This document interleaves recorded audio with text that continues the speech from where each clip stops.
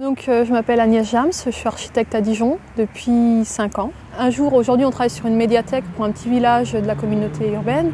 On travaille également sur des mairies, sur 2 salles des fêtes. On rénove un lavoir, on fait des petits logements sociaux. Donc c'est tous les jours des programmes assez différents avec des maîtres d'ouvrage très différents dans leurs désirs. Donc j'ai commencé par faire urbanisme. Je me suis rendu compte que la fac ne correspondait pas à mon désir. Et donc j'ai intégré une école d'architecture, j'ai passé le concours où j'ai été reçue à l'école d'architecture de Strasbourg. Et donc j'ai fait 6 ans d'études.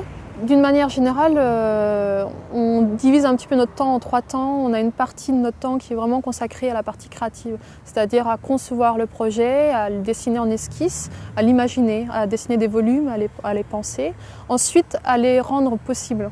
C'est-à-dire tout simplement à les dessiner techniquement, à faire les dessins techniques, à réfléchir à la structure, à la thermique, et ensuite à gérer le chantier. C'est-à-dire on a là, en tant qu'architecte une direction des travaux, on gère les entreprises sur le chantier pour qu'elles réalisent les travaux tels qu'on les a pensés et qu'ils soient dans la mesure du possible bien réalisés. Et c'est très intéressant pour une femme de gérer un chantier, parce que je pense qu'il y a encore 10 ans c'était difficile.